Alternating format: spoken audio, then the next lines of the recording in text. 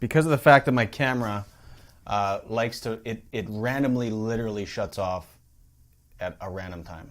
And this is this version of Sony. I have no idea why they do that. I have no idea. I just have no idea. Like I am dumbfounded. I think I'm not properly centered here. That should be a little bit better just for you OCD people like me, who that would just ruin everything. Just kidding. But I should just quit yapping because my camera shuts off. Somewhere between like 20 to 22 minutes of filming, it just shuts off. No beep, no nothing, it just does it. And that's built into the way that this camera is. And this is not a cheap camera. People who make dumb stuff, like at least, okay, set a time. Like 21 minutes, this thing's shutting off.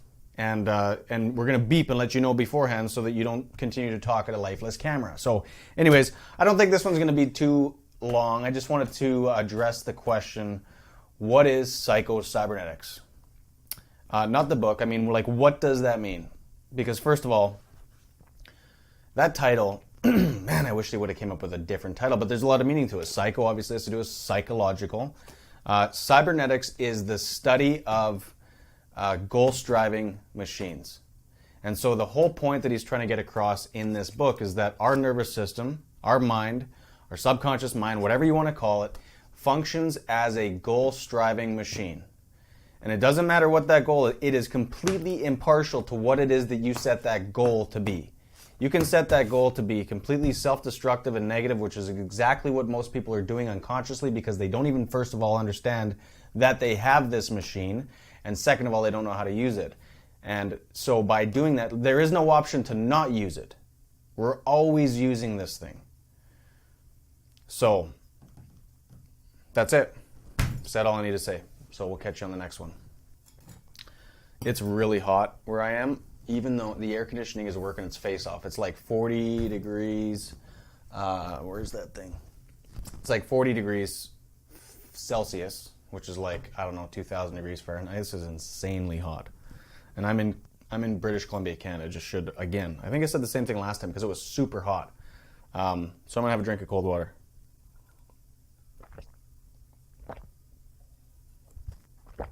Oh, delicious.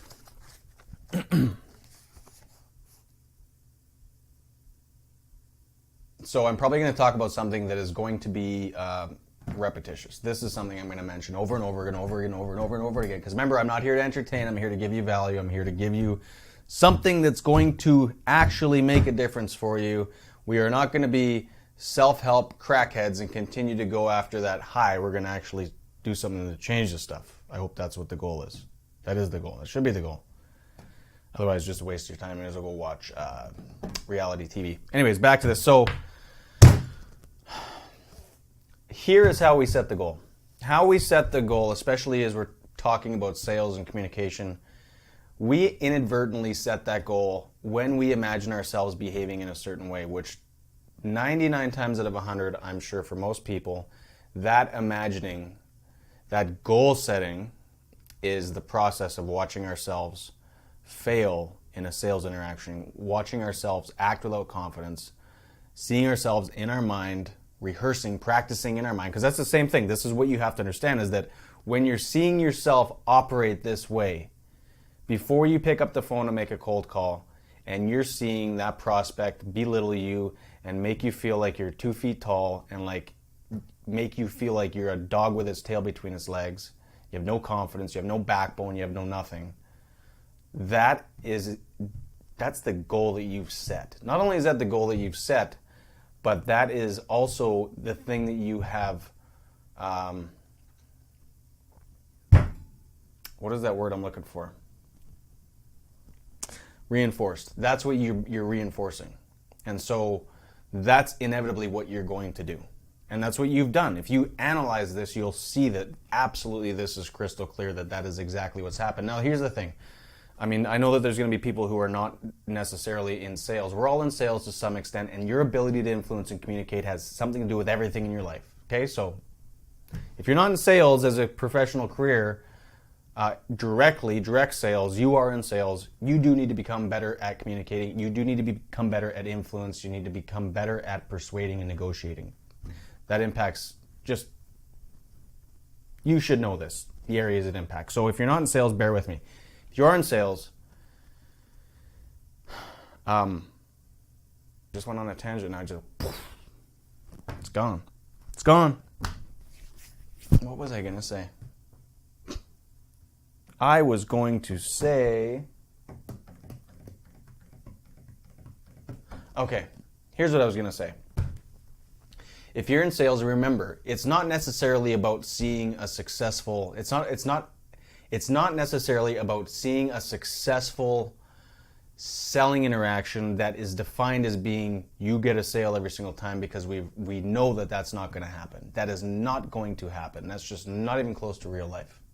You know, you're looking at batting 2 or 3 out of 10 on average, right? Because there's a million different reasons why your product or service is not suitable for the people that you're talking to, in most cases. So this is a matter of being able to, the thing that I'm talking about is being able to walk out of any selling interaction, especially when it's no, especially when you deal with a hard-ass prospect who's treating you like dog shit, is to be able to walk out of that with your head up high without feeling like you cannot continue because you just got the crap kicked out of you. So it's learning how to do those things. And so that's the goal that we're setting for ourselves. What is a successful selling interaction? It is, one, obviously, if you want to be able to make the sale. You want to be able to push through and make sure that a legitimate no is a legitimate no. Not that you're convincing somebody who is a legitimate no that they should buy your product or service, because that is not right. And that's just going to cause, in most cases, more headaches down the road for you than not. That's short-term, short-sighted. It's not smart. So it's being able to have the guts, because there's all these scenarios where all of us, probably we all can remember these scenarios where we should have pushed the envelope and we didn't. We wimped out. So it's knowing that you walked away, you left it all on the table. You didn't wimp out because you got intimidated. You didn't leave any stones unturned that shouldn't have been turned over through the process. And again, if you have somebody who's treated you like crap, you've handled it well. And one of the things that I love to do once I got into that position, when I knew it wasn't going to be a no, when I knew it wasn't going to be a yes, is to have some fun with it. You're done anyways. May as well make it fun. You don't have to be serious. Stop trying to be this professional sales guy that looks all sharp and acts all sharp. Have some fun with it, you know? Now that it's a no, can I ask you a simple, quick question, Mr. Bob? Yeah, go ahead. If you continue to go on this road that you're going on and you continue to function as your function, we're talking about this problem, what do you think's going to happen? I go, whatever, man. I don't give a shit. What is he going to get out of my office? I'm leaving anyways. See ya. Thanks. I didn't want to do business with you anyways. I love that line. That one's a good one. That one's a good one. Write that one down. That one helps me all the time. Right? I don't really want to work. I wouldn't want to work with you anyways. So it's all these different things. I haven't prepared. I just wanted to answer that question. And again, typical me, I'm going on a tangent, rambling on, and hopefully not going to run out of time so that this thing shuts off on me, and then I'm going to be really upset because then I'm going to have to do the video with that stupid thing at the end and whatever else that we did last time. But I just really want to set that precedent because that's what this is about. I wish you would have used a better title. But cybernetics is the science of goal-striving mechanisms or machines, which is exactly what we have. And when we picture ourselves sucking at selling, when we picture ourselves acting like wimps, when we picture ourselves acting like we're a dog with his tail between his legs, that's the goal that we are setting for ourselves. We are practicing that. That's what we're practicing. That's the power of this. We are actually practicing that. And practice makes permanent. So, tomorrow, tonight, today, whenever, if you're listening to this in the car, you're watching this on the treadmill, whatever it is, today, tonight, tomorrow, remember this. When you start going through that automated process where you're imagining yourself sucking at this game, or you're dealing with your kids, or you're dealing with your spouse, you're dealing with any situation, or you got to do a little public speaking engagement of some sort, and you're seeing yourself completely blow it, remember, that's the goal you're setting for yourself. This isn't any weird law of attraction stuff. This is just simple, factual, down-to-earth, common sense stuff.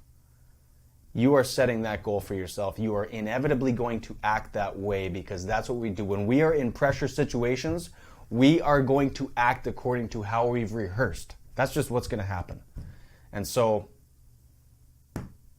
turn that train around and start practicing doing these things in a way that is going to lead to success. That's going to, if you're dealing with a dickhead prospect who's not somebody you should be doing business with anyways, you're still going to feel good about yourself. You're going to be able to walk away. You're going to be able to pick up that phone again right away without any change because you handled yourself properly. You're not emotionally wrapped up in what that other person's garbage is because their garbage is not your garbage. How they respond to you is not indicative of who you are at all. To you, you're just a worthless salesperson. Who cares? Does that mean that's who you are? That's not who you are. So you got to remember these things, get them in your head. Practice acting this stuff out. How would I act if I didn't give a shit? And then act that out. How would I act if I had all the confidence in the world? And then act that out.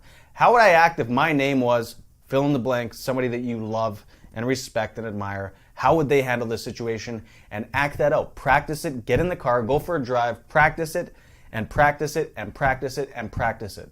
Use some of the selling techniques I've talked about if you're in sales.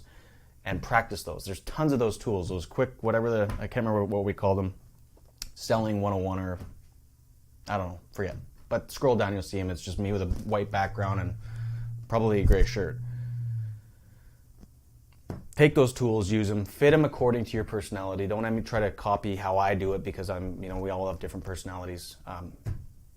And that's the thing with this. Selling is anybody really can do this because there is no cookie cutter way of doing this.